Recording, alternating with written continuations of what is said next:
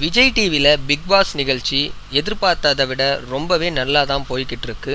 ஆனால் ஜூலிக்கும் ஆர்த்திக்கும் இடையே மிகப்பெரிய பிரச்சனைகள் ஏற்பட்டுக்கிட்டு தான் இருக்குது. ஏற்கனவே ஜூலிக்கும் ஆர்த்திக்கும் பெட்டை ஷேர் பண்ணுறதுல பெரிய பிரச்சனை ஏற்பட்டுச்சு.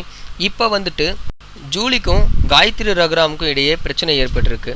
நீங்கள் ஜல்லிக்கட்டுக்கு போராடும் பொழுது ஜல்லிக்கட்டுக்காக மட்டும்தான் போராட்டம் செய்யணும், அதுக்கு நடுவில் யாரையும் திட்டக்கூடாது அப்படின்னு காயத்ரி ரகுராம் சிரித்தபடியே எல்லாத்தையும் போட்டு உடச்சிட்டாங்க.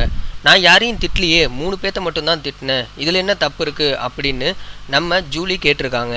கூடையே நின்றுக்கிட்டு இருந்த ஆர்த்தி என்ன சொன்னாங்கன்னா, ஜல்லிக்கட்டுக்கு மட்டும் போராடுறீங்களா, நம்ம விவசாயத்திற்காக நீங்கள் போய் ஏதாச்சும் போராட்டம் பண்ணியிருக்கீங்களா அப்படின்னு கேட்டதுக்கு ஜூலி என்ன சொன்னாங்கன்னா, நான் இப்போ படிப்பில் ரொம்ப இறங்கிட்டேன், அதனால் என்னால் முடியல, ஆனால் எனக்கு ரொம்பவே பண்ணணுன்ற ஆசை நிறையா இருக்குது அப்படின்னு சொல்லியிருக்காங்க. அதுக்கு சிரிச்சுக்கிட்டே காயத்ரி என்ன கமெண்ட் அடித்தாங்கன்னா, நீ நடிப்பில் இப்போ வந்துட்ட, உனக்கு இப்போ அதிலலாம் ஈடுபாடு இருக்காது அப்படின்னு கமெண்ட் அடிச்சிருக்காங்க. சரி, காயத்ரி ரகுராம் ஜூலியை இப்படி திட்டினதில் அப்படி என்ன இருக்குன்னு தானே கேட்குறீங்க?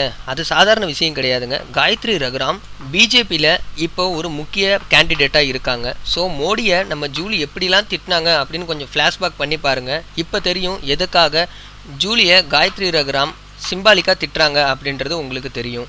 இந்த இடத்துல தான் நீங்கள் விஜய் டிவியோட புத்திசாலித்தனத்தை பார்க்கணும்.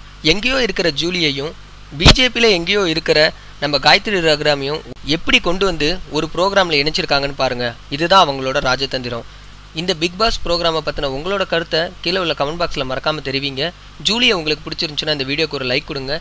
பிக் பாஸில் உங்களுக்கு பிடிச்ச கண்டஸ்டன்ட் யாருன்ற பேரையும் கீழே உள்ள கமெண்ட் பாக்ஸில் நீங்கள் மற்றவங்களுக்கு தெரிவிக்கலாம். மீண்டும் அடுத்த ஒரு நல்ல வீடியோவோட உங்களை சந்திக்கிறேன்.